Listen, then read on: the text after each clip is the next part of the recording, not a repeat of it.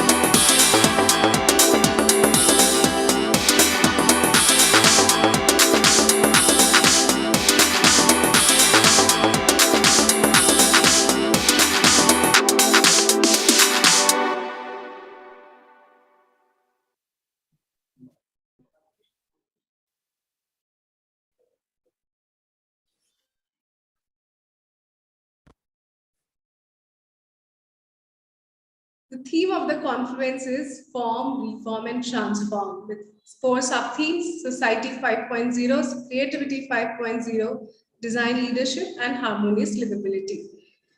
During the PCTC, in next few days, we will be hosting 30 plus speakers, 30 plus researchers from 10 countries in more than 20 events. You'll be happy to know that the Pink City Design Conference was successfully launched with a curtain-raising event on 9th March on the campus with eminent personalities such as Princess Gauri Kumari of Jaipur, Mr. Mahavir Sharma, Chair, the Indus Entrepreneurs Global, and the media personals. It was followed by the inauguration of Design Dhara exhibition and the new design culture floor. Now we are all set to commence the virtual part of the conference with our scientific committee members today with us, and they would be sharing insights toward building responsible design culture for times to come.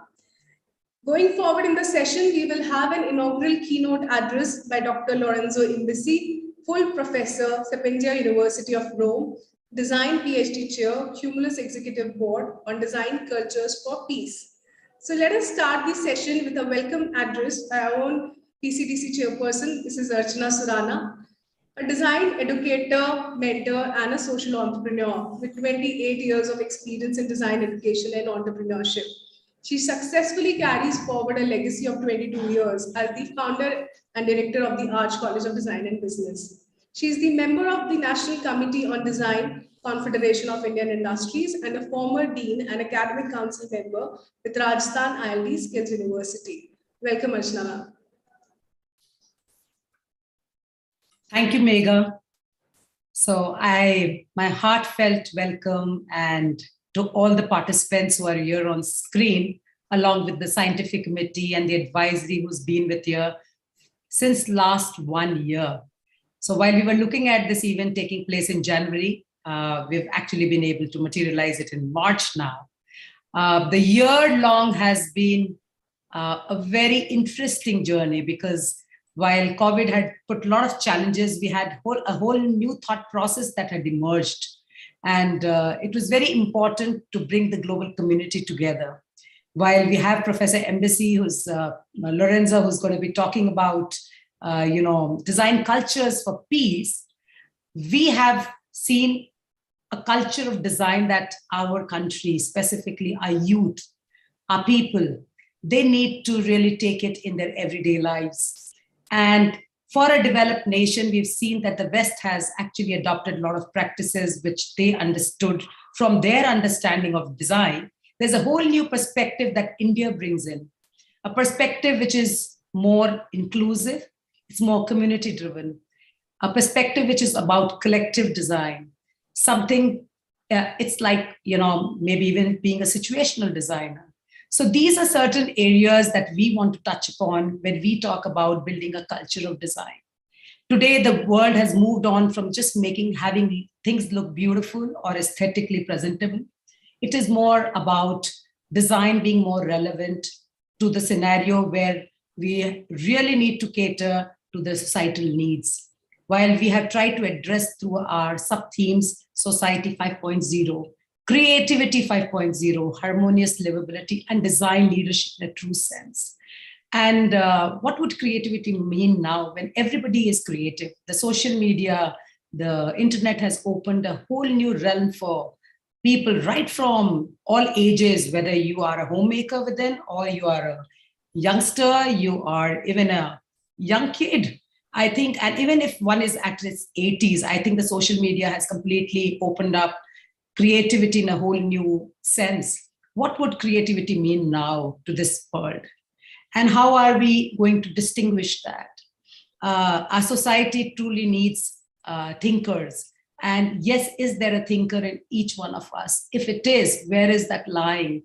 Why are we just aping others? Why are we not able to actually distinguish or be conscious enough? So I think somewhere the design sense, the sensitivity, the sensibility, these are the certain aspects that we want to touch upon when we talk about building a culture of design, where I see that design has a very holistic approach. It is very inclusive. It can bring in a lot of new dimensions. And that's what the whole intent is.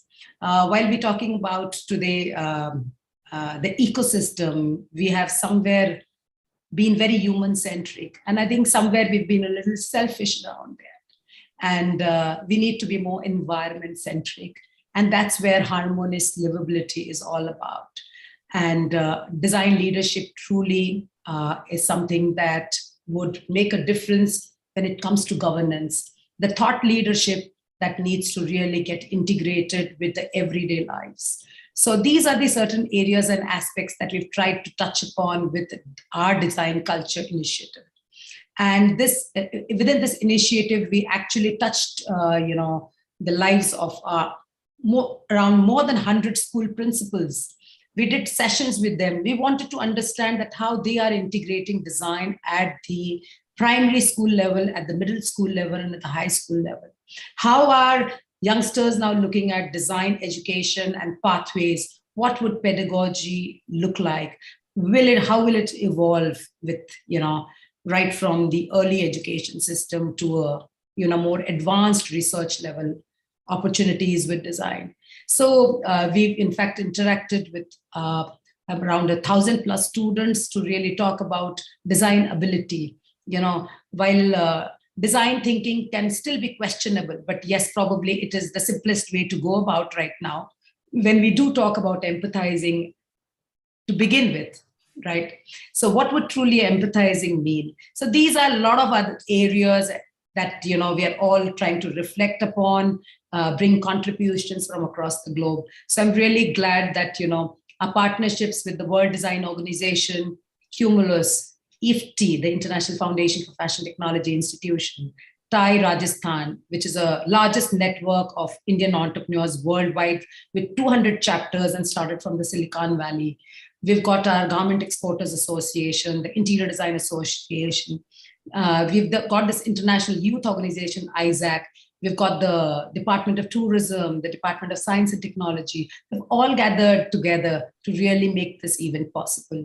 And more importantly, it's the scientific committee who actually put in their time and effort to, actually review the contributions that have come from 10 countries. And I'm very, still very nostalgic of the event that we did in January 2020, and post which COVID actually has posed new set of disruption for all of us.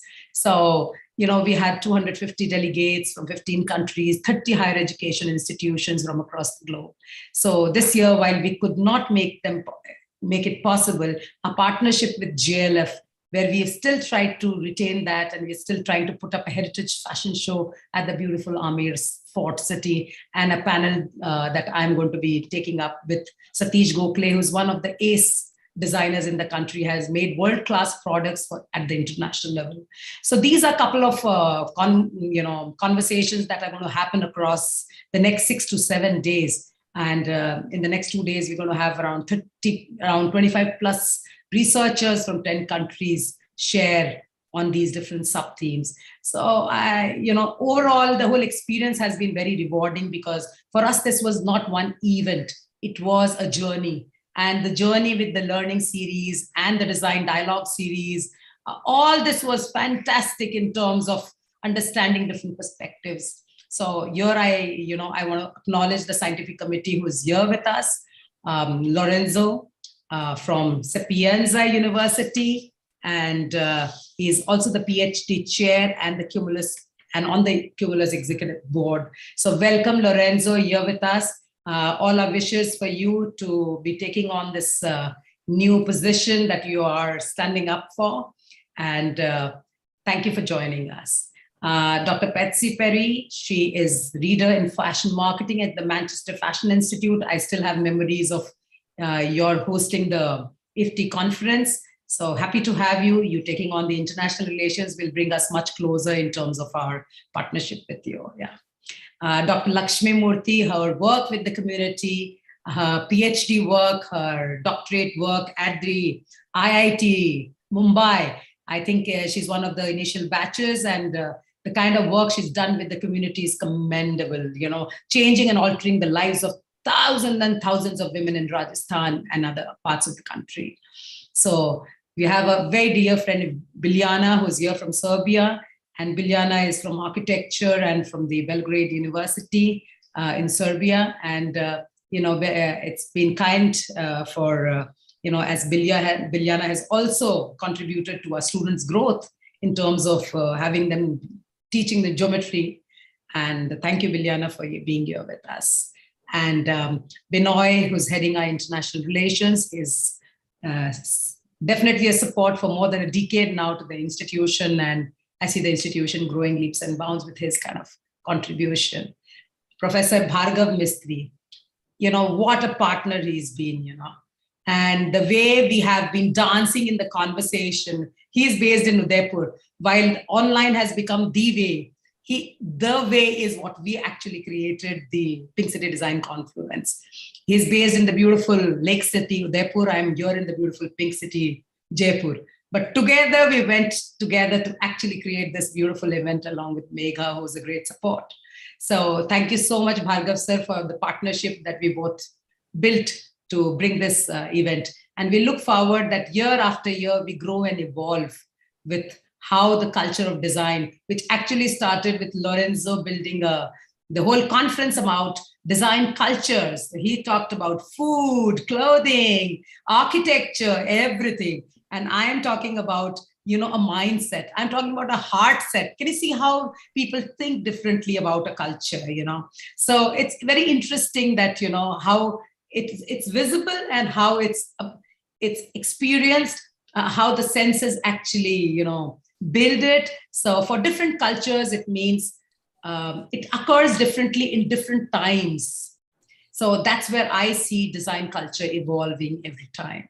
So thank you so much for having me and giving me this opportunity to welcome all of you. I welcome all our participants for all these next few days we're going to have. All the students community put in so much of hard work to have everything live here. So probably the installations, the fashion show. So there's a lot of excitement. Today is just the big beginning and it's going to continue.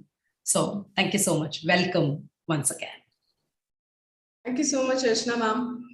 Now I would request Professor Bhargav Mistry, educator, mentor, dean, design culture at Arch College, and a scientific committee member for PCTC, to take us through the larger intent and the activities under the Design Culture Pink City Design Confluence. Over to you, sir. Thank you, Megha. I think we'll take support of some visuals here. But before that, once again, I'd like, on behalf of this institution, warm welcome to the creative souls that are in front of the screen and all who are probably behind the screen witnessing this event. This is an important event. It's a very important event. I mean, it's a very important part of the event. It's an inaugural of the Pink City Design Confluence. And the Pink City Design Confluence, why? It's very interesting the way it began. And I'll just very briefly delve into that. So, Megha, with your support, I can just share the screen. So, of course, Arch College of Design and Business. We are based in Jaipur, and it's one of the most prominent design institutions in this part of the country, and it's got so many international affiliations also.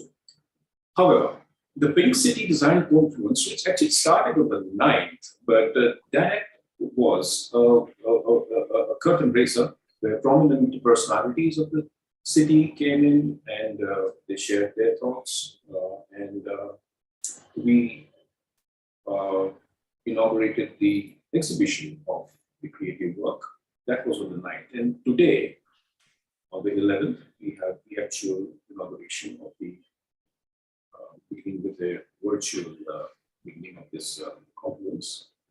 Now, when we say the design culture, see, design culture today may mean different things to different people, different cultures in different parts of the world. But as we see, and the way we've been observing, or rather been part of over the last 2 years, that the borders and the boundaries have been kind of erased. And there is a great deal of cultural amalgamation, integration, and we are exchanging thoughts and ideas with each other.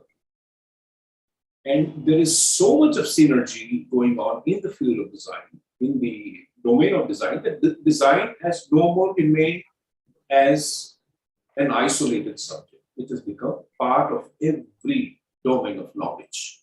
And in this Pink City Design Conference, we try to connect these dots with so many experts who will share their thoughts through their research papers. There are different expressions in form of installations. There are the design awards, design stories, and of course, throughout the entire year, we had a series of presentations and where prominent design personalities shared their learnings as well as experiences with all of us, students, the pedagogy, the people in the pedagogy industrialists everywhere. And not only that, we have also organized the design hackathon, where so many schools have participated, not just schools, schools and colleges. So today marks the beginning of all these events. Now we chose, see, doing the PCDC 2022 has involved a lot of design thinking in itself.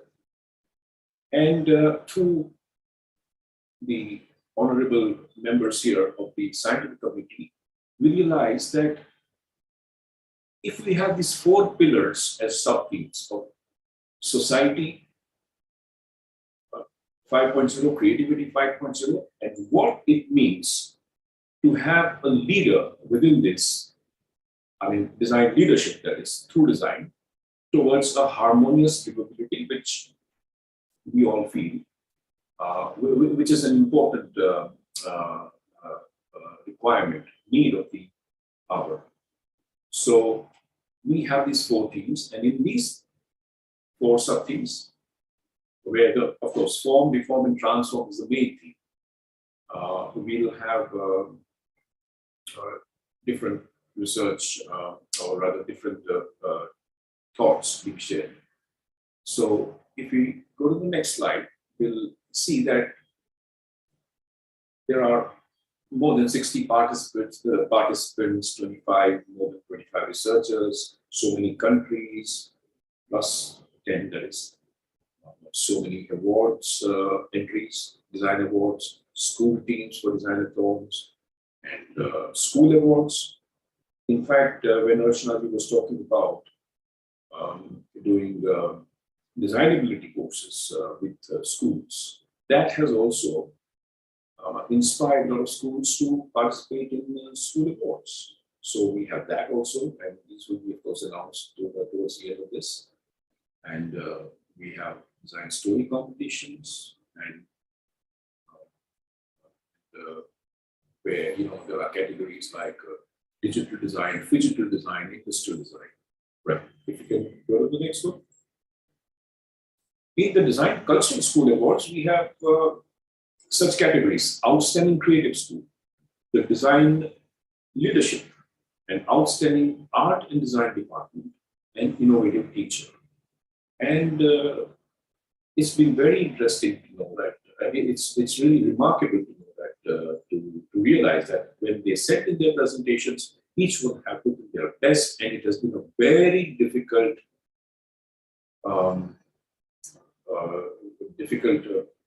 thing to really judge out, because everyone has put in their, they've done so well.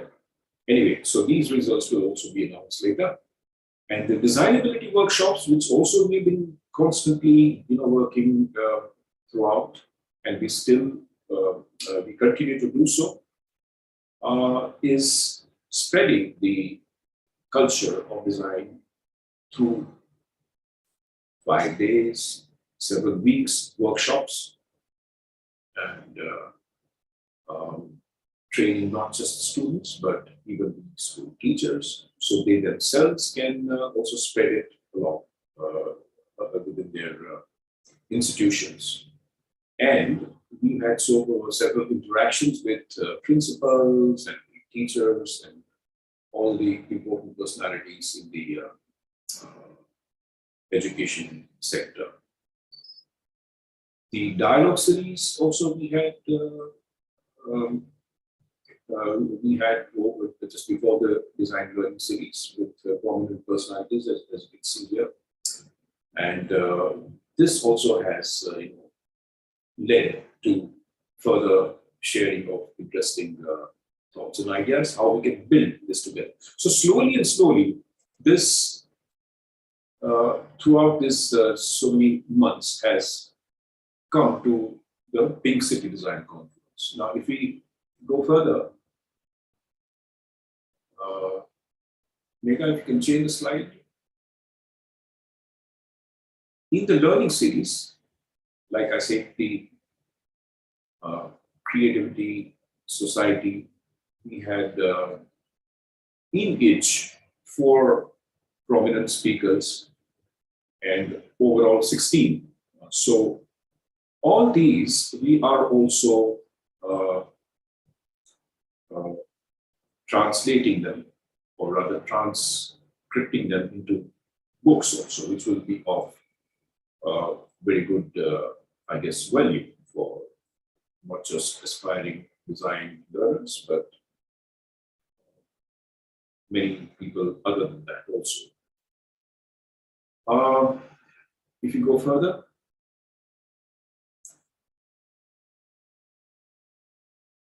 we also had Charcha sessions where within Jaipur, we had personalities who work in this field and who shared their experiences. So this was yet another several events which we had carried out in coming towards this event. So these are also all documented. So ultimately, in this, the confluence of starting from today, which will run through till the 16th, we have several keynote addresses by prominent personalities. We have industry panels, fashion shows, research papers, workshops, design awards, the designathon, and so on. And I suggest that whoever is witnessing this, do stay with us all this time. And it will be a lot. I mean, there will be a lot to gain from there.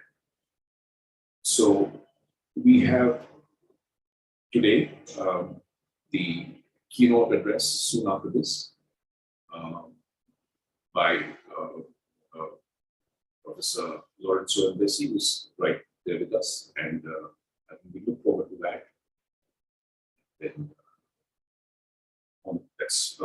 we have for tomorrow, we have research paper panels on society, creativity, design, leadership, and harmonious livability.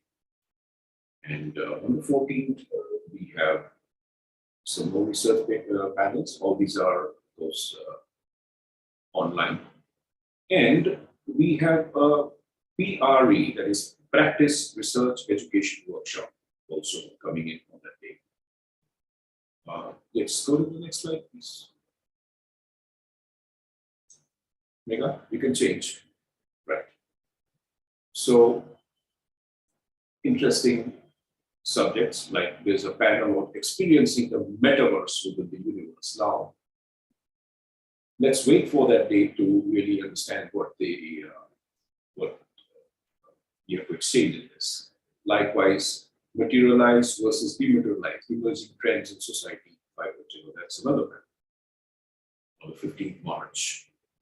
And biophilic interiors for the modern world, that's yet another panel. Let's go further.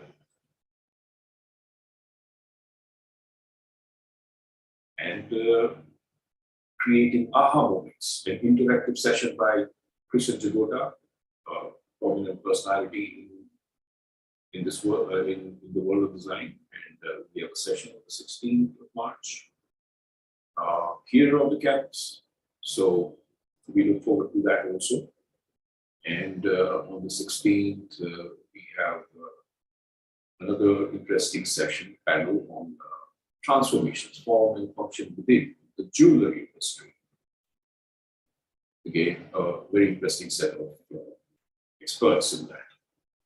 And then we have also a panel on women in design leadership, changing not mindsets, but heart sets, which means a lot. So we look forward to that too. And yeah, you can go to the next one.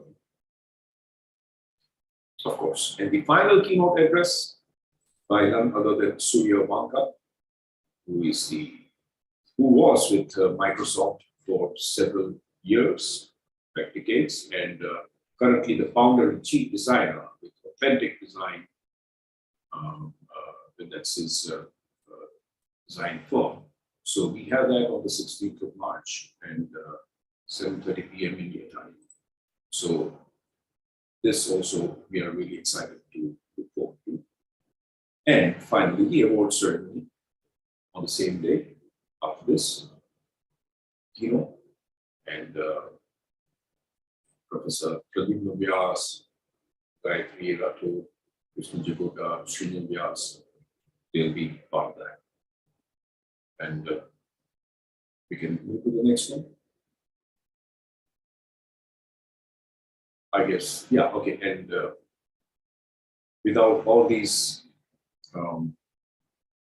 partnerships, this event would really have been extremely difficult, or rather just not possible to. So a big thanks to all there. Anyway, this was just a run through of the Big City Design Confluence 2022, and we look forward to your participation. Thank you so much. And I'll now hand it over to Megha to take this session further.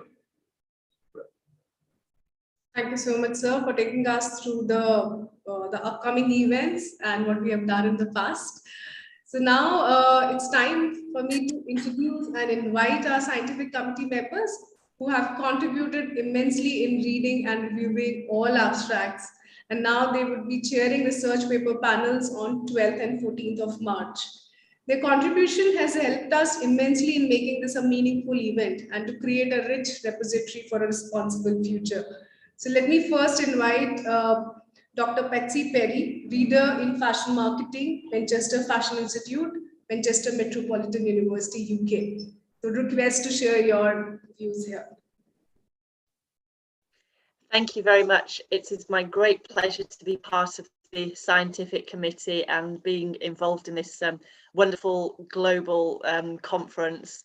So I'm Reader in Fashion Marketing at Manchester Metropolitan University in the Manchester Fashion Institute, and I've been teaching and researching for over 10 years in the areas of fashion marketing, business and sustainability. So I'm particularly interested in how we can promote fashion as a force for good and how we can solve some of the environmental issues in fashion supply chains, but also ensure that social responsibility and how we look after the people that work in supply chains is also addressed. So I hope to learn some new perspectives from you all at this conference, and I look forward to chairing the session tomorrow. Thank you. Thank you. Thank you, Dr. Perry.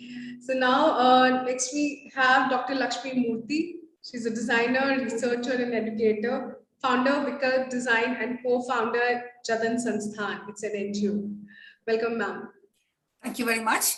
I will echo what Patsy just said. Thank you very much for involving me. It's been quite interesting reading the papers, looking at what people have been saying, and then it's very difficult to select papers because each one is so unique on its own. So I struggled a little with that, and I think together with the scientific committee, we kind of pulled out, the papers we thought would respond to current needs, respond to future needs. So that's how it went. Just a little about myself. Yes, I am within the NGO Jadan Sansthan in Udaipur in Rajasthan. I was the founding member of the organization, and I've been in the sector of social design for now close to 35 years. I've worked with the rural sector, and hope to continue to try and make a difference, and hope that all the young people listening in will also try to do the same. Thank you. Thank you, Dr. Lakshmi. So yes, that's what the intention is, that all the young people can contribute to the same. Yes. So we will be taking questions. We have received one question. We'll take questions towards the end of the session. So next, let me invite Dr. Biljana Jovic, Professor at Department of Landscape Architecture and Horticulture, University of Belgrade, Serbia. Welcome, Doctor. Thank you very much. Good afternoon, dear colleagues. It's really a pleasure and honor to participate here, especially after my great experience during the teaching 2019 at the Art College of Design and Business. It's a pity that we are not on site, but hopefully next year that will be a possibility to meet in person. So yes, we work hard in the scientific board, and completely agree with my colleagues from the scientific board. It was hard to select paper, but I think at the end we are going to have a very nice presentations during the next days online. Actually, yeah, I'm from the oldest and biggest university in Serbia, State University, University of Belgrade, teaching at the Faculty of Forestry, Department for the Landscape Architecture and Horticulture. But also, yeah, I'm proud of the workshop Geometry Creative Platform that partly I done some things in Jaipur over there with my students from India. So hopefully we will continue cooperation in the future. And of course, tomorrow we will see each other. I will present a paper with a group of my co-authors from my institution under the creativity. Lorenzo Imbassi will chair that session. And on Monday, I will chair a session on a society topic. So good luck to all of us. And I wish this Confluence made a great influence to the world. And Archana, thank you so much. Yeah, I think, yeah, we should think with the heart, and also with mindfulness. It is super important to have a heartfulness here. So thank you. Thank you so much. We still cherish the memories when you were here and the work you've gotten done with the students. We are looking forward to have you sometime soon. Okay. Next, we have our own Professor Binoy Thumpunkar. He's an educator, product designer, director, international research and partnership at Arch College of Design and Business. Over to you, sir. Hello. I welcome all of you. I unfortunately am just an honorary member of this scientific committee. I haven't seen any of the papers, but I appreciate everything that's gone into it. I have obviously glanced at it, but I had no role in choosing anything. I am a product designer, and I'm sorry, I am bereft of words, so I stop using words now, and so don't expect a big speech from me. I wish all of us all the best for the days to come. Thank you, sir. Your constant support from the background has always, helped us to shape what we are doing right now. Thank you. So today, Professor Ian King, unfortunately he's not here with us right now. So he is also one of the scientific committee members. I would like to introduce him. He's the coordinator for Responsible Fashion Series. He's the former professor of aesthetics and management with the University of Arts, London College of Fashion. It's time for the most awaited part of the inaugural session, which is the keynote address by Dr. Lorenzo Imbassi. As mentioned earlier, the theme is Design Cultures for Peace. Dr. Imbassi is an architect with a PhD in environmental design and a full professor at Sapienza University of Rome in Italy. He is a critic, an essayist for many reviews, and is currently co-director of the magazine DIID. He has also served as a keynote speaker and coordinator for several international conferences and curated design exhibitions and events. His interests include the impact of new technologies and artifacts on design culture, especially its critical expressions and theoretical inter-trans post-disciplinary implications with regard to our contemporary knowledge, society, and the social, cultural, and ethical. He is Design PhD Chair, Cumulus Executive Board on EAD Executive Committee and SID Italian Society of Design Board. So welcome, Dr. Imbassi. Thank you. Good afternoon to everyone. Here is late morning, lunchtime, let's say. I mean, it's an incredible pleasure for me to be here with you. And first of all, I'd like to thank Archana Surana and Bhargav Mistry, not only for inviting me, and for me it's a great honor to have got their invitation, but also about the overall initiatives that you've been organizing. It's an incredible event. It's a huge event. Many days of papers and speakers and exhibitions and everything. It's really a confluence about design culture. So really thanks for organizing all of this. And also it's a great pleasure also to meet some of the friends that I know personally, which are in the scientific committee. And so it's also a very good to be back in India, I have to say. I will show you something in my presentation. I'm in India. I've been in India many times years ago, my first time in India. I wish to be back in presence. I am saying this with my heart.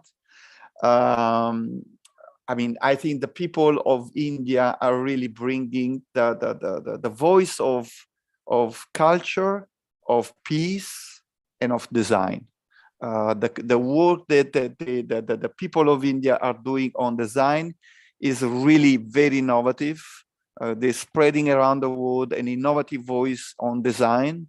And so for me, it's an incredible honor to be here as a professor, as also, you know, as part of Cumulus, also a member of the executive committee of Cumulus, and also as a friend of Archana and Bhargav. I met Archana a few years ago for the very first time in Italy. It was in Rome. She was here for a very important initiative on fashion. And since then, we've been, you know, meeting few times and doing some work together. So for me, it's really, this is pretty much establishing also a very good connection with your experience and the work you're doing over there. Now, if you agree, I will go directly to a presentation. I prepared a presentation so that I can keep as much time as possible in the time frame that you kindly gave me. And of course, I hope we're going to have also some time for chatting together, for answering questions or hearing your comments, of course. Let's have it as interactive as possible. And I also wish that you still can see myself while I am speaking and not only the presentation. And one very last thing, I mean, I apologize. I don't have your background. Your very nice big background. I love your graphic. By the way, the background I have here is not something, it's very similar. Funny enough, it's very similar to the pattern of your background, of the communication that you developed for this initiative. And it is a painting of my mother. So it's a real thing on the back. And funny enough, and it was done in the 80s, so quite a long ago. It's something really physical. It's made of sand. It's not digital. So I'm very happy to see many connections here. So again, I apologize. I don't have the nice pink background, but I think we have some connection here that make it even more interesting. I'll go here I will try to share my screen here. Let's see if it works. And I hope you can still see myself. Now, this is the first picture. Yesterday, I was looking into my old story. This is the very first time I got in India. The guy with the green hat, that was myself in 1986. At that time, I was 20 years ago, and I was visiting for my very first time India. I was traveling with my friends, with trains. I was not having, you know, aeroplane connections. I was traveling with trains and with buses, and it was an incredible experience. I still keep this in my heart, and every time I come back to India, I can feel the same kind of smell and colors and the friendliness of the people and everything. So as a tribute, as a personal tribute to your invitation, I decided to bring you this picture. I think it is Taj Mahal, so it's in Rajasthan, so not very far from where you are. I was visiting Jaipur, of course. I think Jaipur was the second city after Delhi. I flew to New Delhi, and then we started visiting Rajasthan. And Jaipur was the very, very first city we have seen after New Delhi. And I remember as an incredible historical, cultural city with an incredible depth or related to the history. And every building, every street, and is telling about a very deep culture. So I keep this pretty much in my heart, and I wanted to give a tribute, looking back to my history again, you know, many years ago. So it was the 1986. You can count and I was 20 years old, so you can count how old I am at this point. And so it's a long time ago. So again, thank you for inviting. You know, as first slide, this is there's a logo that we redesigned. You know, we chaired the conference that was called Design Cultures. A bit less than 1 year ago in Rome. It was the one of the latest Cumulus conferences. And we decided to send a letter, an open letter to all the Cumulus members and to all the design community around the world. And so we redesigned also the logo, as you can see, with the flag of peace. This is a very difficult, I wanted to give again, to mention the word peace, because I think we have to mention that at this time. We're passing a very, very difficult time, as you know. Jaipur is a city of peace. It is a city of culture. And I think we need also to mention that in this difficult time, there are so many people like students, design students, educators, researchers, scholars, all the creative communities, all the networks, and anyone who is standing at this point for peace. They also putting their life at risk in many places around the world. So it's not only the latest war that unfortunately we're living at the moment, but there are so many wars around the world. And we need to keep this kind of voice for peace very, very high, and to flag it every time we can, because design can have a very important role. Design is about building and creating a better world for everyone. It is for innovating society. It is about, you know, when we speak about creativity, creativity has to do with creation. And creation is about to build something new, and to build something that is better for our people and for our cultures, while war is about destroying. So design is of course against war, because it is always creating something new for a better society around the world. And design cultures, of course, they value people and the community after any border. You know, we now meeting all together as an international community coming from anywhere in the world without any border, because design culture does not recognize any border around the world. We have knowledge at our center, we have culture at our center, and this is a common heritage that we are sharing, and it is going after any kind of border and any kind of nationality. So we are an open network the design culture is an open network that is meeting all around the world every time, and we sharing a common language that is design, but is also peace, justice, and freedom. So I think that it's important at the very beginning of my keynote also to advocate about the international values of friendship, of solidarity, of love, and of course beauty, that are our common values to build and not to destroy, to build a better world around us. The future is for those who can dream and design a better world, not for those that are destroying the world that we have.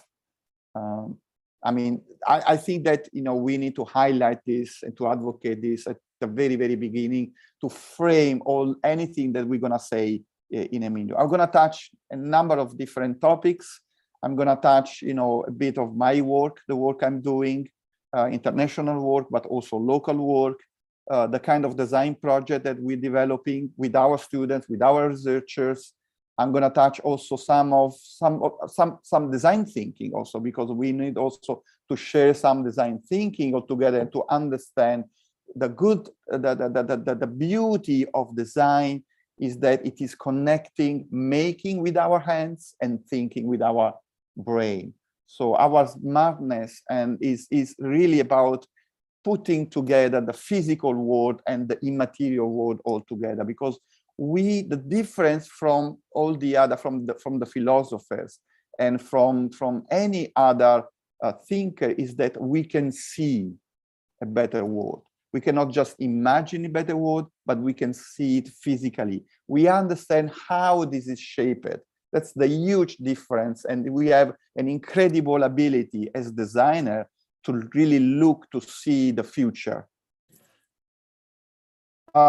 In design cultures, we, as mentioned, we in Rome, in Sapienza University of Rome, we chaired one of the latest conferences of Cumulus, design cultures. We had, an incredible amount of people connecting and also coming.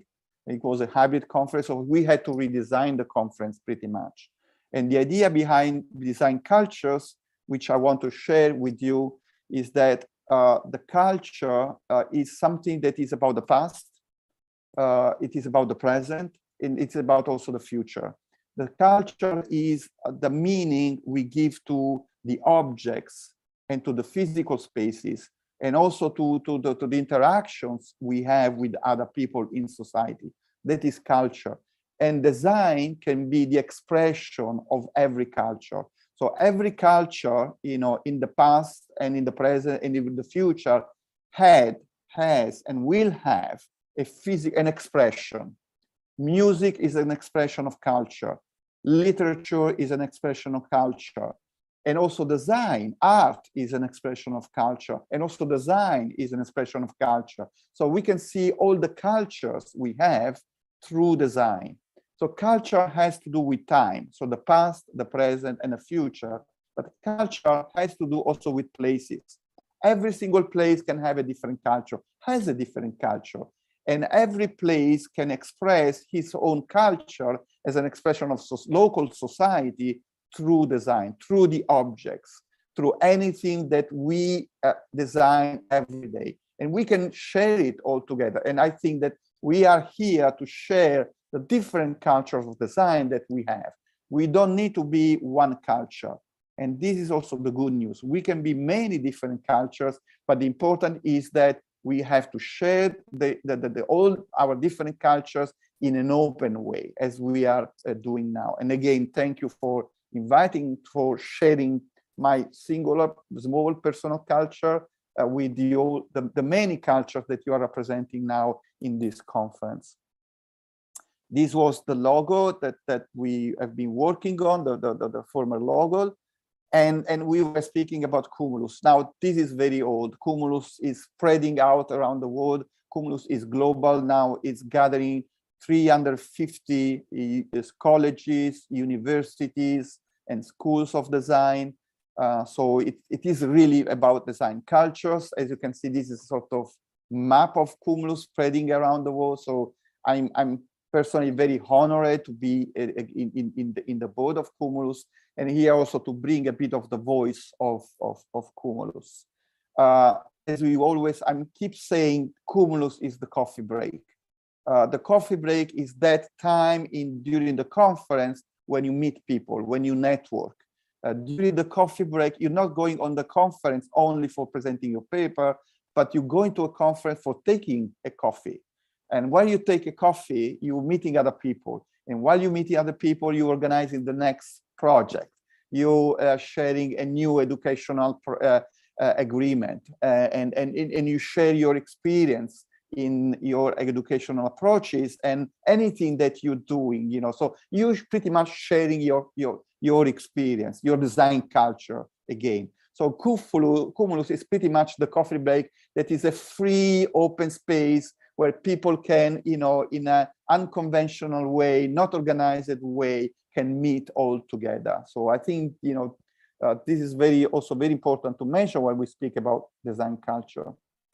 Now, this lady, I want to start my keynote with this. I guess many of you pretty much know who she is. She is Hannah Arendt. Hannah Arendt is a special character, a special person. She had to move to US during the Nazi period because of the persecution, and she had no passport for many years. So she had no nationality. She had no country. Once she moved to US, she had to leave, of course, her country, Germany, and at that point she did not get a new passport. So she was no one at that point. She was someone that had no country, and that's also very important because we are nomad. We are people, and of course we come from somewhere, but we can also go somewhere else. And when we move around, pretty much we keep our culture in our heart and in our brain, but then we also encountering other cultures. At that point, we change our roots, we change our culture in a way, and that is out of any border. She used to say in her book, The Human Condition, that the human condition is inherently plural because the capabilities of men and women are countless, and because they are never alone, living in the environment, and are always in the company of other men and women. That means that when we design something, looking this kind of quotation into our job as designer, when we design something, we are never alone. We are always in company of other people. We are always merged in a society, in a larger society, which we are working for and which we are working with. If we are designing a product, the product will go in the hands of someone else, and who will change his life also through that object. That object will condition, of course, the life. So we have to be together with other people, and we always have to think about the fact that we're never alone when we are designing. So I think that is also very, very important to mention when we speak about this, design. So every action is not the action of a local or isolated person, but requires a number of individuals inside and his or her openness to the world itself. That means that every action it has to be inclusive. It has to be including other people, because it's never separate for the rest of the society which we working for. That has to be. It's important to keep this in our mind every time, because our action is requiring a culture and the society of individuals that should be involved and which are directed. Our project is always directed to those people. Collective intelligence. This is Pierre Levy. Collective intelligence is about the cognitive capacity of a society, a community, or a group of individuals. The collective intelligence is not just about the sum of each individual capacities, but it's about much more than that. When we gather all together, when we share a project all together, when we share our knowledge and our intelligence all together, we are much more than just the addition of each individual. We're creating a culture. Collective intelligence is about design culture. We are creating the design culture.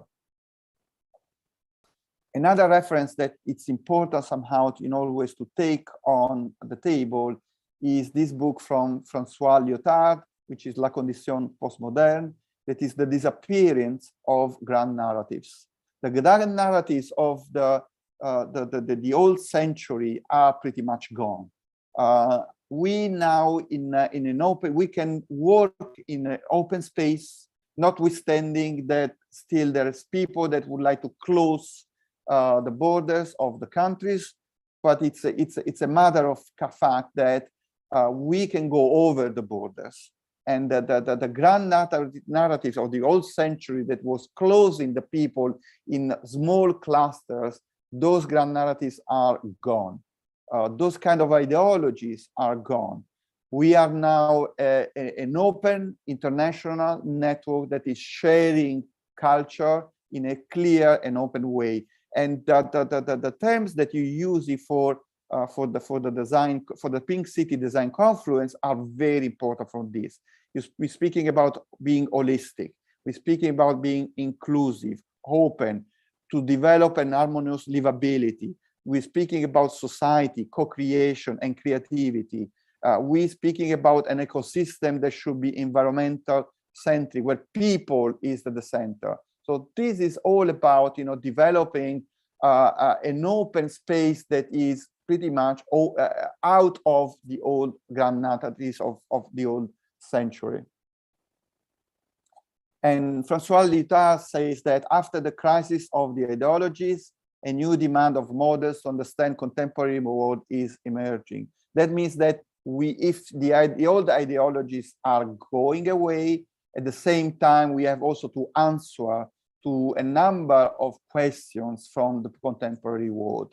And ethics is pretty much, the topic that we need to talk about. Ethics is not only about philosophy. Ethics is also about design culture. This is a book that I wrote a few years ago, which is called Ethics and Design. And I was collecting at that time a number of different people that were speaking about ethics. So ethics, now anything we have to do, we are doing needs an ethic, because we need to respond to the environment. We need to respond to social innovation. We need to respond to a number of different challenges that are really raising, that needs an answer from design. These are few categories we have to think about, and which are a number of different challenges we have as designers.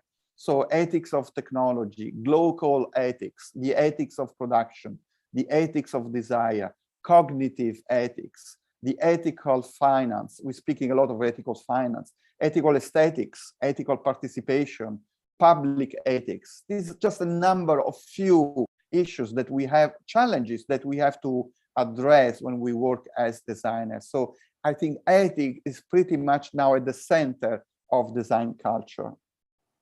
A bit of my history, my work has been since ever internationally. I spent part of my life also in Canada. I was chairing a master that was called Master of Interdisciplinary Design. And just by the way, the new president of WDO he was my director in Canada at Carleton University. So I was chairing this master program, and he was one of my colleagues. So I'm very, very happy that pretty much, again, we're really going out of the borders.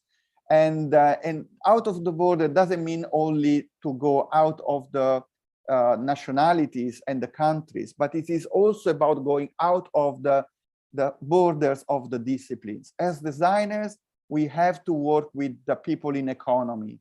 We have to work with the people with the psychologists. We have to work with the people engineering, in computer science. Think about how much technology is important for our work. We need to be interdisciplinary. So one of the challenges as educators and as designers is pretty much to work with disciplines that are very different from ours. So this is pretty much about what I was doing over there. And we developed this project that was a magazine that was called Fields and Interdisciplinary Design Journal, that was pretty much inquiring to the new areas of research, the new approaches, and the new products that are in between the tangible and the intangible. So we were trying to map the landscape of the creative professions, how much the profile of the designer is changing, and the work of the designer is changing. We had, that was the first issue, the number 0. Then we had the very first issues that was dedicated to design for social innovation. These are all the number of people that were collaborating with this project, very, very large international people. And now I'm back to Sapienza since few years. I'm back to Sapienza University of Rome, where we have a program we have 3 programs in design. We have an undergraduate and we have 2 masters in design. And one of the master is international, so it's in English, and it's called, it's a Master of Science in Product and Service Design. Again, it's about not only thinking about the physical, but it's also about thinking about the non-physical, the immaterial, the services, the interaction, and the innovation. So it's pretty much about design thinking. So this is about pretty much about a map of where is taught design in Italy. So Rome is at the very center. Of course, there's also Politecnico of Milano, but and this map is much larger nowadays. And so with the design cultures and education in design is pretty much spread out along our country. I'm directing a center in an interdepartmental center that is called, named Sapienza Design Research. So we are a large department of many different departments.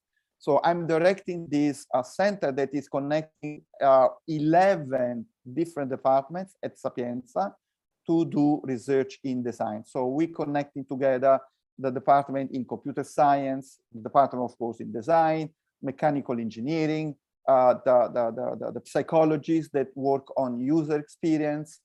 We have even the archaeologists. We have design project, research projects on design for archaeology, and many more. So the idea behind this is that design can be at the confluence, as you would say, at the confluence of research of many other disciplines, and we can develop that kind of dialogue with people that have a completely different kind of culture.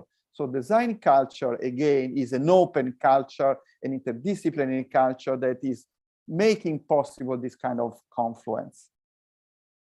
We have been working a lot since many years on internationalization.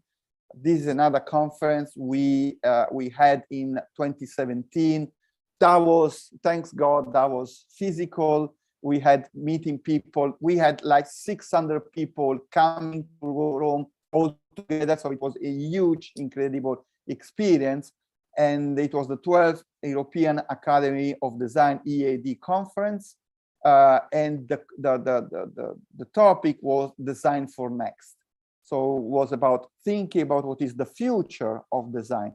And we were reframing Design for Next through a number of different tracks. So it was about Design for Next technology, Design for Next culture, Design for Next history, and you name it, and many more.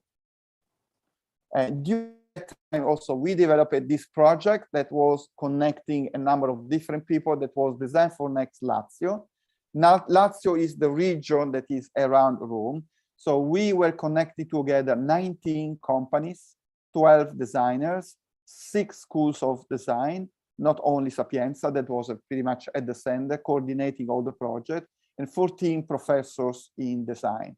The idea was about having open tables of design, connecting the companies together with the designers, together with the schools and the students, of course, and the professors. So we developed a number of different innovative projects for the companies. And at the very end, we selected a number of, we gave a prize to the best projects. And those projects have been produced and put on market by the companies. So it was pretty much about co-design. How can we co-design the innovation for those companies? Also, we need also to mention it's not only about research, but it's also about the third mission. We have to mention the third mission. The third mission, you know, that the first mission of us as educator is teaching design, to be in class and teaching to our students what is design, making them a good professionals. Second mission is research. We need to innovate. We need to innovate knowledge. Without innovation in knowledge, we cannot have a design culture. Third mission is the interaction between research and society. to open up that kind of bridge that is matching together the knowledge we develop in the university and the outer society, the people, the culture that is outside university. So third mission is the interaction between research and society, the production of public goods that increase the general level of well-being of society, along with the development of cultural, social, educational, and civil awareness. It's about design culture. It's about going to the society. It's about bringing our knowledge that can be useful for people, for our culture, for our society. This is one of the projects that we had, that we may called third mission, designed at Punto Luce. And we had this project together with an association that is called Save the Children. I'm sure that you all know what is Save the Children. Save the Children is an association that is helping the very young students to not to escape from school, that might probably, you know, be in the very peripheral areas of the cities that are that their life is pretty much a danger of you know, for the league, for anything that is bad in out of school. So we developed some labs for these students, and labs that are connected together, technology together with design, and together, of course, with culture. So we were teaching them some innovative technologies so that they can also, you know, pretty much improve their skills, and they can also think about their future, maybe even to university. So we had a lab on serigraphy. We had a lab on art in 3D, so 3D printing for the art, dynamic modelism. So they are making, they are also experiencing and learning how to make models for boats, small boats. That this is a school that they have very, very close to the sea. So at the end of the lab, they will also put their boats on the water, and so they can have a, you know, let's say a competition or which is the best boat. And then we have also a lab about stop motion, 3D printing on jewel. This is something that Archana, of course, I know she likes it very, very much. And robotics. We also teach them also how to make robots, small robots, and at the end we have a sort of competition between the robots, and then we're gonna give them a prize. These are pictures of the very, very first days when we started this kind of project together with Save the Children. And now this is another project that we developed in the last few years. It's called Designing in Rome, Design Products for the Temporary Communities in Rome. Now, what is a temporary community? A temporary community is a community, it's a group of people that are using the public space in a temporary way. So they don't own the space, it's a public space. They are open groups, so they can change every time, and they have something in common. So it's pretty much collective intelligence because they have some kind of culture in common. So we have been mapping these temporary communities in the cities of Rome. So we had a number of like 10 different communities in the city. We mapped them. So we had Tango Clandestino, for example, that is a group of Argentinians that are meeting in a square of Rome on Saturday evening. So they don't have a place where to do that. So they do it in the public space, and they meet every Saturday evening to dance. And we have also in Piazza Vittorio, we have a cricket club. So we have a group of Indian people that are meeting every Monday morning, and they teach to the local people how to play cricket. Cricket is very popular in Rome and in Italy, so they are teaching also to the Romans like me how to play cricket. And we have also a group teaching Tai Chi in a public space, in a public park.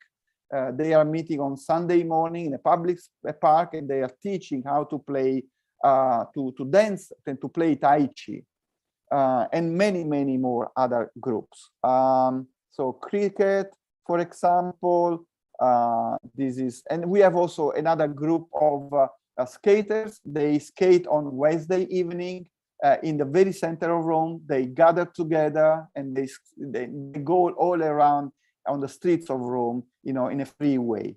So the idea here was co-designing with those groups. So we had our international students that come from anywhere in the world. By the way, we welcome every year many students from India, because it's an international master.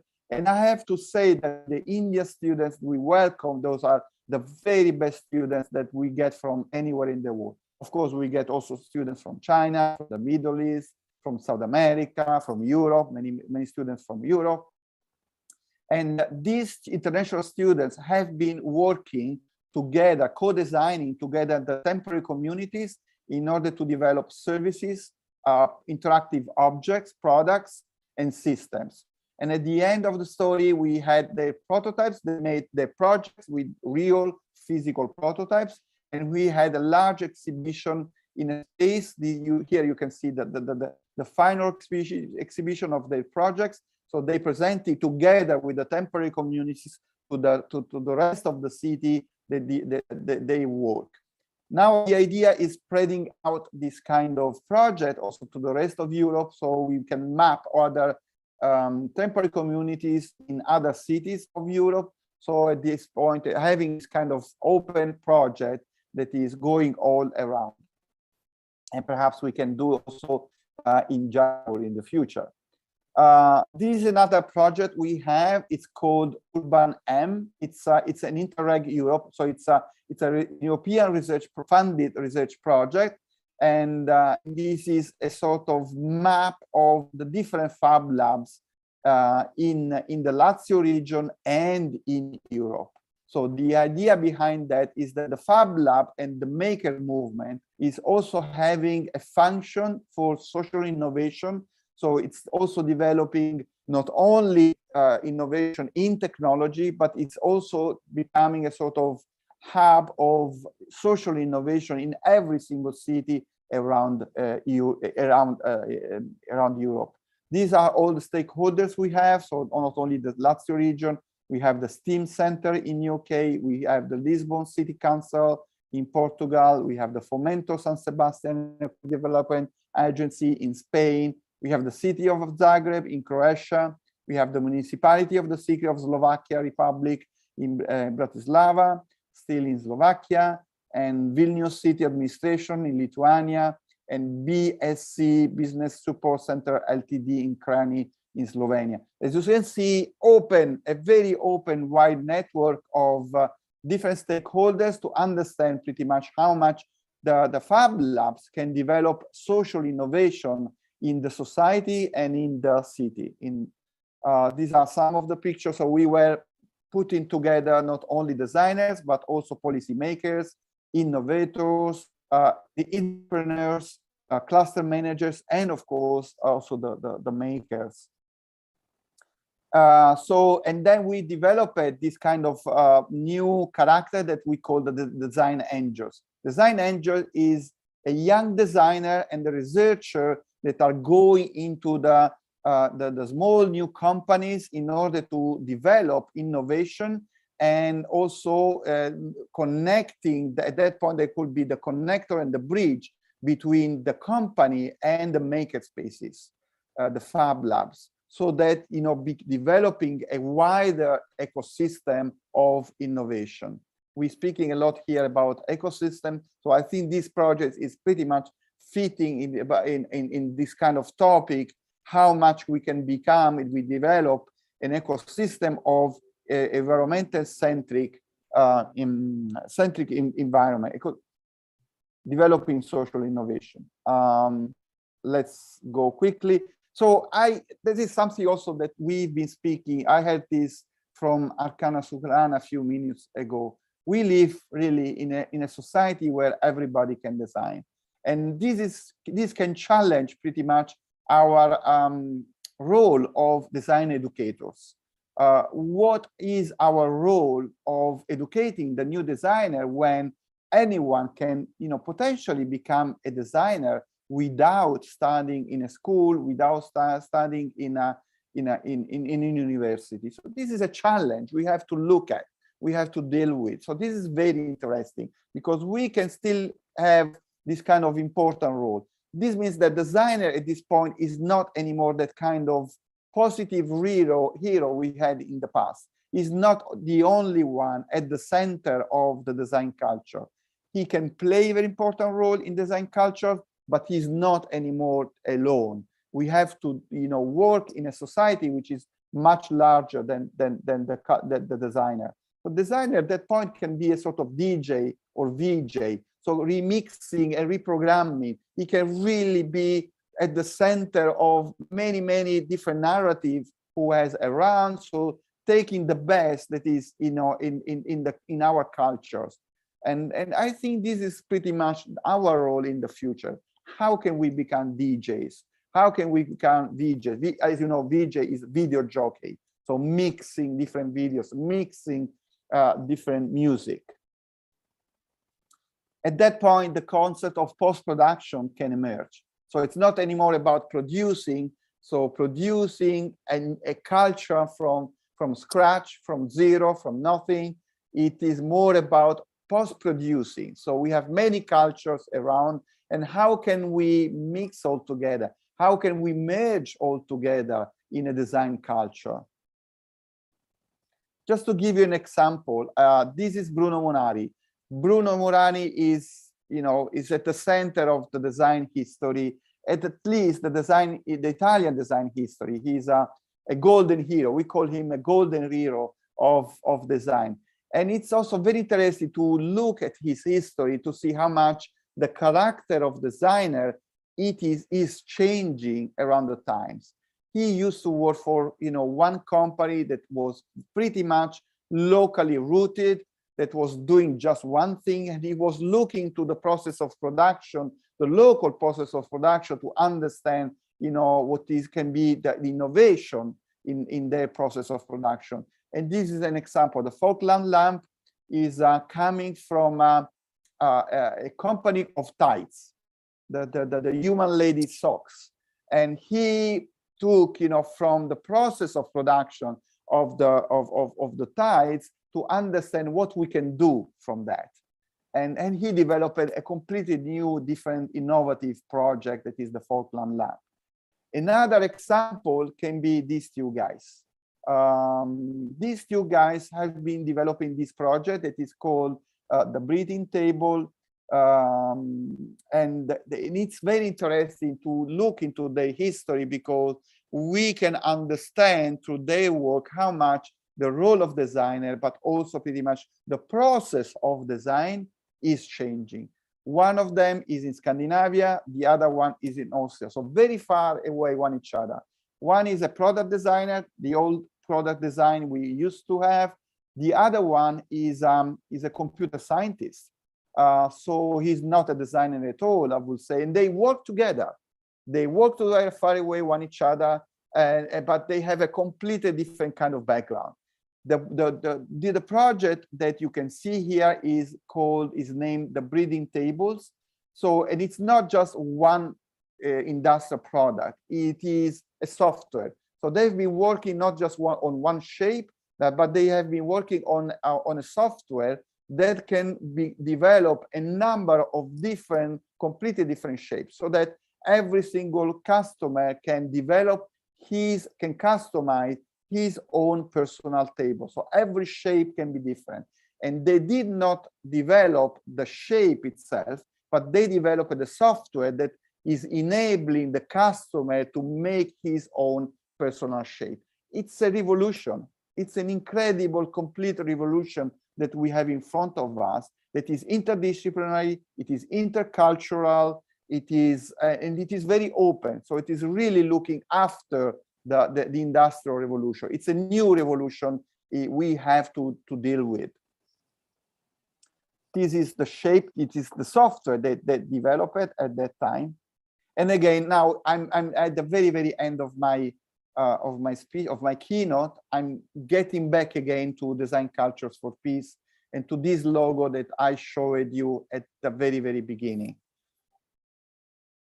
This is the border between Mexico and US, very in between Tijuana and San Diego.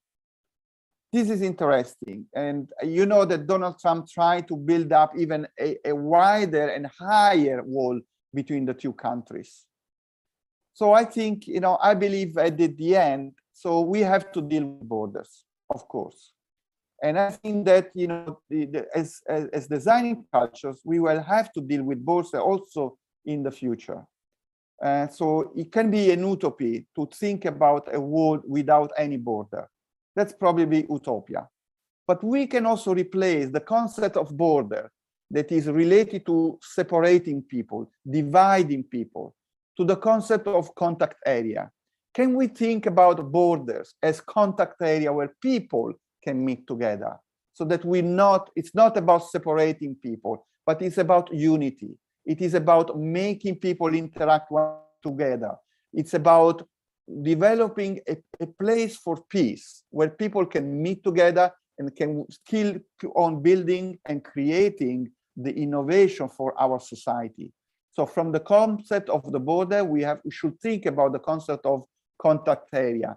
So the border is not anymore the place where separating people, separating culture, but it's the place where meeting people and meeting different culture. And this is pretty much my end. And this is Gilles Deleuze, French philosopher, and he wrote a book that is very important for me. And he wrote that knowledge is living within the mobile borders, in the intersections, in the interreferences, where everything is a question of contamination. I think that we need in the future more and more contamination between our cultures, and we need more and more to meet all together, as you're helping to do with this incredible conference. Thank you again for your time. Thanks.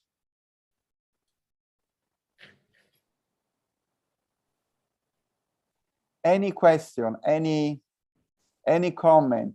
I'm very happy if we have still some time to answer to your question or to your comments. Yes, thank you so much. It was, it was very insightful that how you started from building a better world to calling borders as the contact points. So I'm sure there are a lot of questions. But I can see one question here in the chat, in the box, which says, can you share a few tips that can help in increasing the efficiency of design process? Oh, okay. Improving dialogue. We need to improve dialogue. We need to improve spaces where people can speak together. That means that we have also a challenge of language. We speak different languages, so we need to find common languages that at least we can understand each other. We can share each other our ideas. That's one of the challenge we have. How can we improve our language so that we can better understand each other and we can have a better dialogue with each other? You can welcome Professor Ian King. He's just coming. Yeah. Great. So Professor Ian King is a scientific committee member. As I introduced earlier, he's the coordinator for Responsible Fashion Cities. He's the former professor of Aesthetics and Management, University of Arts, London College of Fashion. So welcome, sir. Nice to be and nice to join you. And I hope the weather is better than here because it's cold. But I hope it's nice and warm where you are. And I'm very pleased to join you and I look forward to it. And thank you very much for a really interesting talk. I only picked up the last 2/3 of it, but I'm very, very interested in what you're saying. And I think, I mean, if I may, I can make a comment. I think the last comment about Deleuze and Guattari is a very interesting comment. And that, for example, that the notion of contamination is something which I've always struggled with, because it has some form of negative connotations. And I think that you see it in terms of a much more, in the sense of breaking down the notion of purity. And I see that as a kind of interesting interaction, especially in the present world and in the climate that we face, the uncertainty we face at the present time. So it's a very interesting concept, not necessarily in terms of design, but the notion of well-being and about where we are in the present and where we will go in the future. So thank you for that. It was a very interesting and provocative thoughts. So thank you. Thank you. Thank you for your comment. Yes, speaking about contamination in the post-COVID time is very difficult. It's very, very difficult. Contamination is something that, of course, we have to fear about. We may fear about, but at the end of the day, the good news is that we're going to be stronger than the day before. So contamination is a part that we cannot avoid.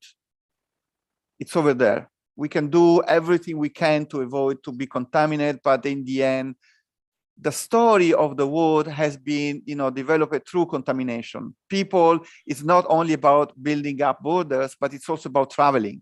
We have been building our, cities, our buildings, and you can see contamination even in the architecture. And that contamination is still staying. I mean, it's part of the history of our architecture. And it's about the history of literature. It's about the history of music, and any kind of culture is about contaminating, and it's very productive, because contaminating means that we have a time where we can renovate, and we are open, and we can also innovate. It's very productive. I would say it's very productive, but of course it's also very challenging. Of course, it's very, very challenging. Thank you. I also have a comment here that, there are consequences to every choice, right? Or every action. So somewhere one has a choice to make in the kind of contamination we are talking about. That brings a beauty in terms of cultures meeting, a connect point. So very beautifully how you started from a coffee meet to a border meet. I love that idea, and why not have border meetings, rather than doing only in our own spaces coffee meetings. So that's a beautiful way to probably have a lot of, the solidarity that can be built between people. So that is something that I really connected well with. And I really like the idea that what really design educators have to do now today, because I was talking to a couple of people, who are in the United States, and their relatives, and they said, it's costly to undergo a design education, higher education stream. Why not go and be an apprentice, be with somebody and really learn on the job? Then what is going to be the role of design educators, and what kind of pedagogy is what we need to evolve? So I think that's a question which institutions and higher education institutions need to constantly reflect on. Yeah.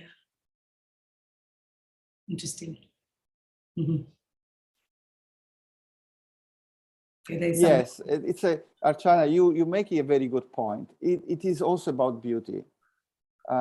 Contamination is also about beauty, and and we have to discover that. We need to understand that, and we need to discover that. Beauty is also about design culture. The culture is about beauty, and the concept of, which is related about the concept of aesthetics. Aesthetics, as you know, is about philosophy. The philosophy of aesthetics is about the expression that every single society can develop about their culture. That's the aesthetics. So every time can develop, every culture, every society can develop a different kind of aesthetics.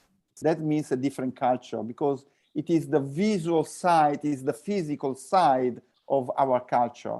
So aesthetics is not just about what we can buy in the supermarket. The aesthetics is something that we develop in our society.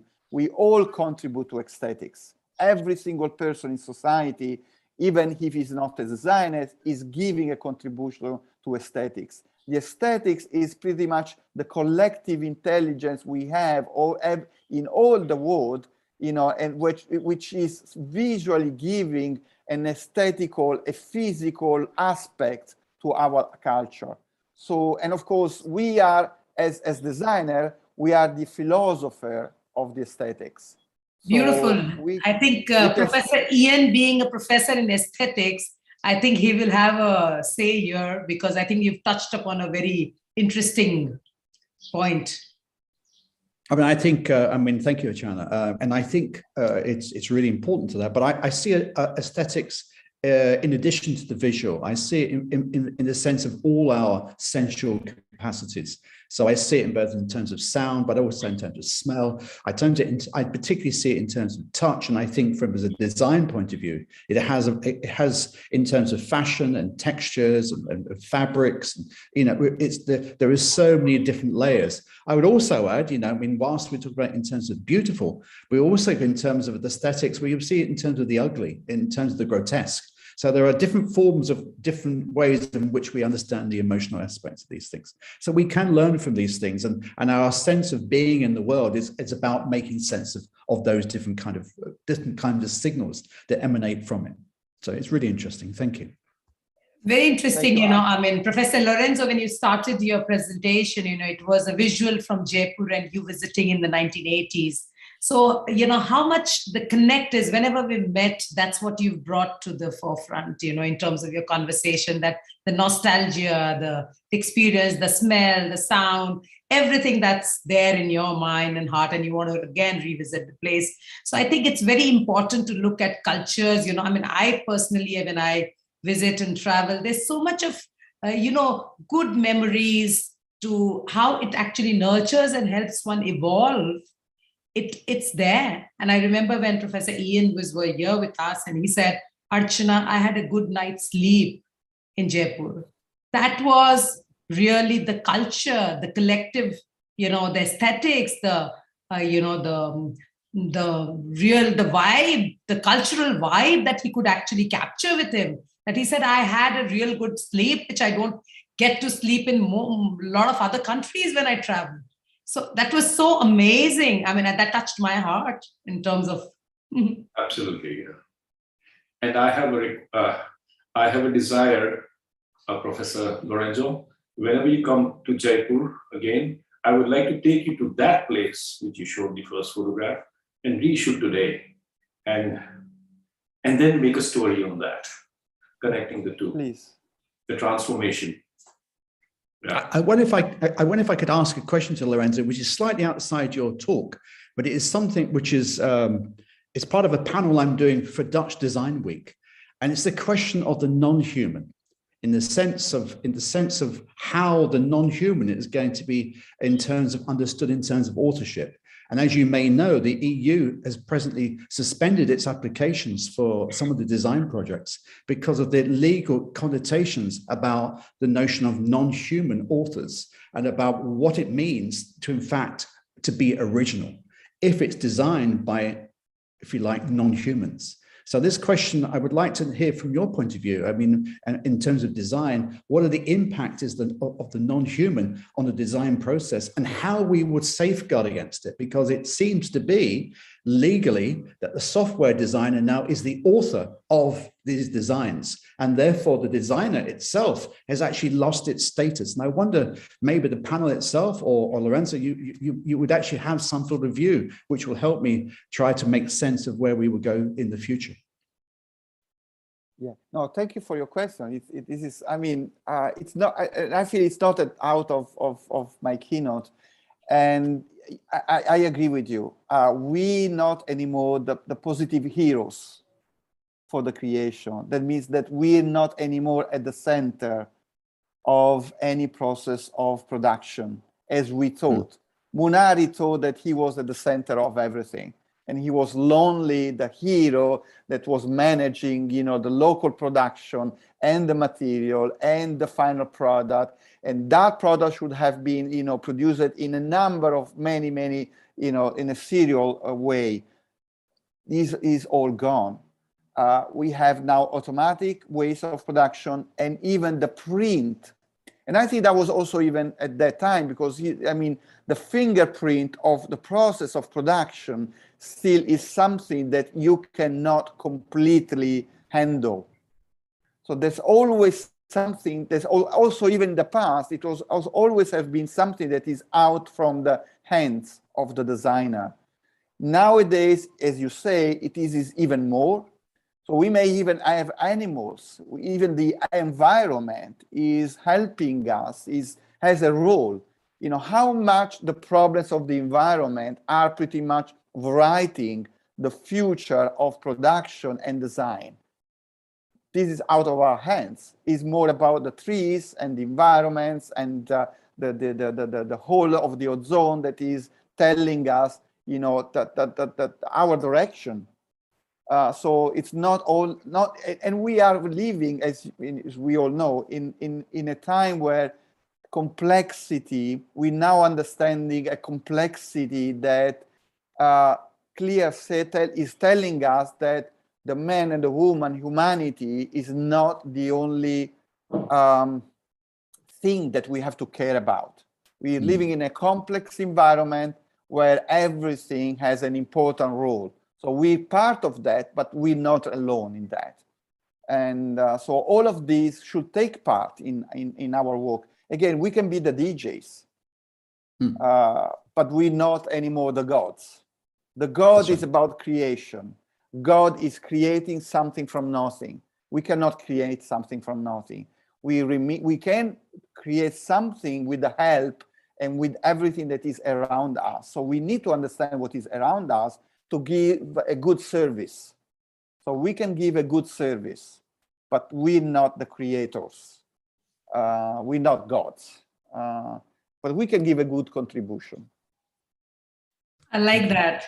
I like that. You know, I think somewhere, you know, design has made itself so exclusive that it is only for a few, and now we are gone to into the space where it's become so collective and so universal and for everybody. And so I think it's a very interesting conversation, and I think that's where egos probably will go down now in the future. And when we're talking about the VUCA world, the vulnerable, uncertain, complex, and ambiguous world that we are into, so I think everybody is going to be posed with more and more challenges, and we have more and more opportunities as designers to probably create solutions then. And that's what we love, that we are the solution providers. So we continue doing that.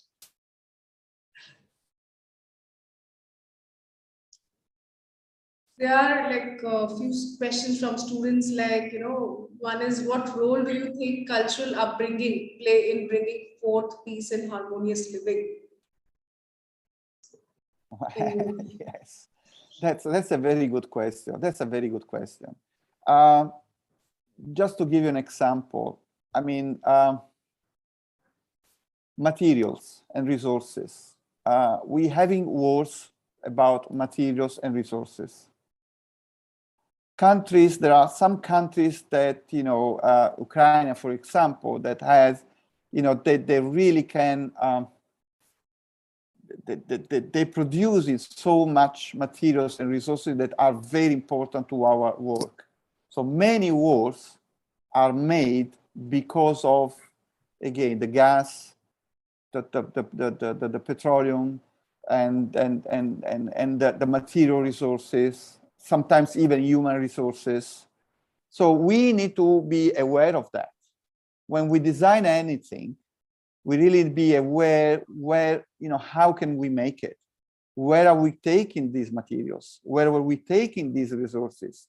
Are we using resources that are vulnerable, that are, you know, going to the end? Are we taking these resources from places where we have where people are fighting one each other? But this is so important. So design we need this kind of awareness. And we also need to teach to our students to take the choices, whatever the choice they will take, but they need to be aware of that their work can have an impact, a very important impact for the society and for the future. So yes, so Bilyana, you want to share something here, please? Thank you, Lorenzo, for such a great keynote speak. I completely enjoyed. Congratulations on your research result and everything that you are doing.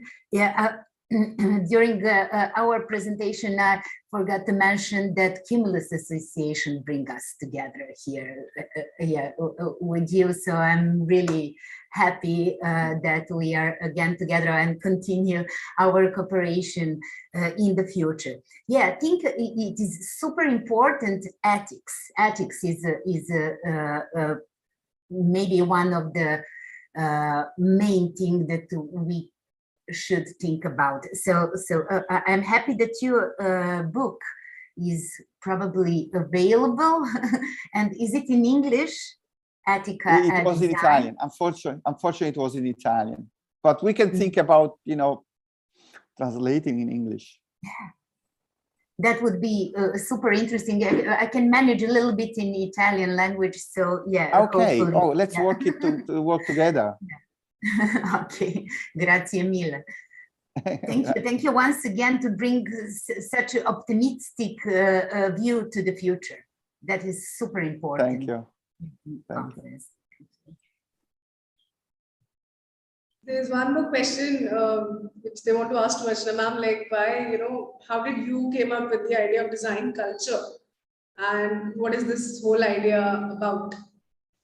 Okay, so thank you for the question. And while we've been really talking about heritage and India and our past and our tradition and all the indigenous knowledge that we have, and yet it doesn't seem to be much relevant for us. And it's all the world has taken everything, learned from here, but we in our country have not embraced it enough and not learned from our own culture and have probably, largely aped what the Western understanding of design is. So I truly felt that it's very important that today, when there's a whole new opening in terms of the understanding of what design and design will be, where it has moved from luxury products to mass market products to, the digital revolution, from the industrial revolution, it has evolved. And when in the process of evolution, I think there's a whole new way of thinking that can now emerge from a nation like India, where there is so much of potential, where we have a great demographic dividend in terms of the advantage that we have with our youth, who has a whole new way of understanding the global scenario, very adaptive, very inclusive. They can probably see this as an opportunity where design as a voice can emerge from this nation, this land, who actually believes in peace. We believe in inclusivity. We are a nation of immense diversity. And I'm sure this diversity that we have embraced as a nation, with the kind of states and the food and the cultures that Lorenzo really talked about in his conference, in his keynote, all that exists in, abundance here. With this kind of abundance, there's a great possibility of reinventing and understanding the importance of design and how design can be, understood differently from the very Indian perspective. That's where the whole idea came to my mind, that why not start with the younger people, the ones who are at the primary school, the middle school and the high school, and why it is something that is only taught at the, at the higher education level. And it is not something that's taught, it's something that we live every day. And if it is about us living it every day, why not understand the parts to it and be more conscious and aware about the parts to how we can be the voice in terms of what design is.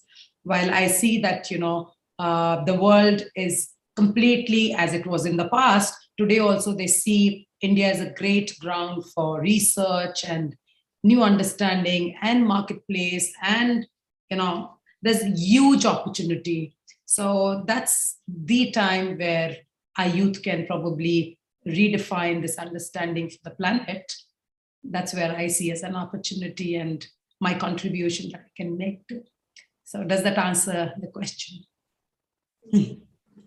Thank you for unfolding the same. So even we have a guest written in the chat box. She's from University of, she's from UK. She's a microbiologist and a biotechnologist, but she has an interest in art and design, and she has met you sometime back at University College London. So that is how she has joined in. So we have people from various diverse fields who are part of the Confluence, and that's what I think the intention is, to have more and more diverse people and culture come together.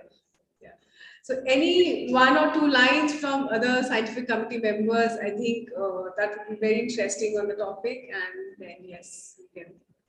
So I would invite Lakshmi ma'am, Dr. Betsy Perry, Professor Bhargav Mistry, Professor Binoy Tundle, if you would like to have some views or pointers here. I think everything has been very well said, so I really don't have any comments just now.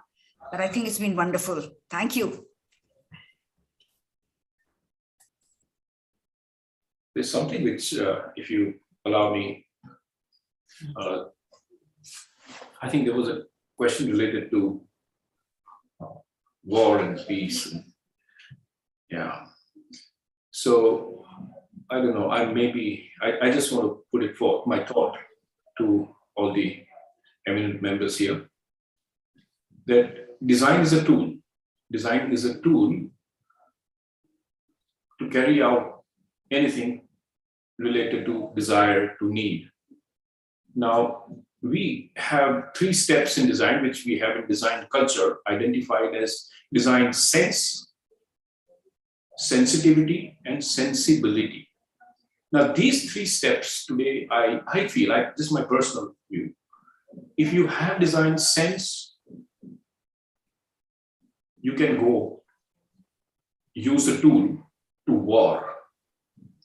If you have design sensitivity, still you can do that.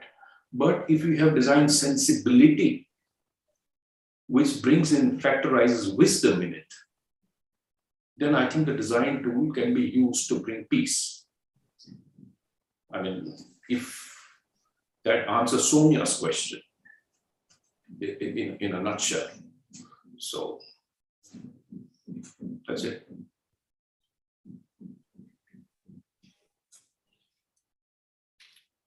Dr. Betsy Perry, you'd like to add something?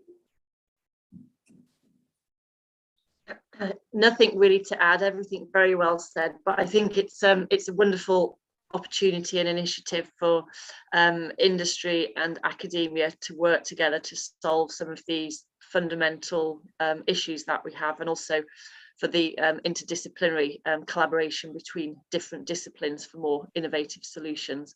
And I look forward to seeing some of the research on that and chairing the panel tomorrow.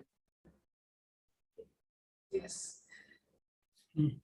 So on this note, we would like to close the session, and thank you so much for your time, for all the panelists here and the attendees. And next few days are going to be more and more exciting. I would like to give a quick recap of the next set of activities for everybody here. So tomorrow we are starting with our research paper panels.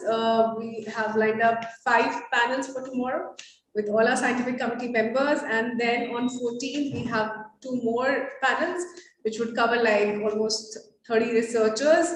There are digital poster presentations. There is a workshop for new researchers.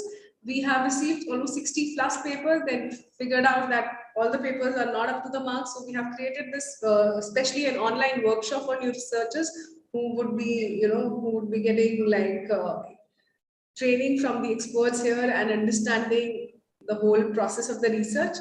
Then on 13th in Jaipur at the Jaipur Literature Festival, ART is hosting a panel discussion on form, design, function, leadership and society. In conversation with Archana would be Satish Gokhale, who is the founder and director for Design Directions. Then 15th and 16th of March, we have, then actually on 13th evening, we are doing a fashion show at the majestic Amer Fort, which is going to be showcasing the work of the students done around the Rajasthan crafts. Then on 15th and 16th, we have panels with the industry bodies. All these panels would be live, they would be online. So anywhere in the world, people can, watch, hear all these sessions. Starting from tomorrow, all the sessions would be live. And 16th evening, we have a closing session. We'll be giving the awards to the entries received under the Design Culture Awards, Design Story Awards, and the School Awards. Then we have a keynote address by Surya Vanka. He's the former director of user experience with Microsoft. So this is how the next few days will be. So more in request, if you can share the same amongst your network, and more people, more and more students can be benefited out of these conversations. And thank you so much once again for your time. And we will be looking forward to the next set of panels with you all. Thank you. Thank you to everyone. Thank you. Thank you so much, Lorenzo. Thank you, Ian. Thanks for inviting. Thanks for inviting. Ian is my teacher. Yeah. So he's taught me all of this. Thank you, Bhargav. Yeah. Thank you, Lorenzo. Thank you. Thank you so much. Thank you. See you all here.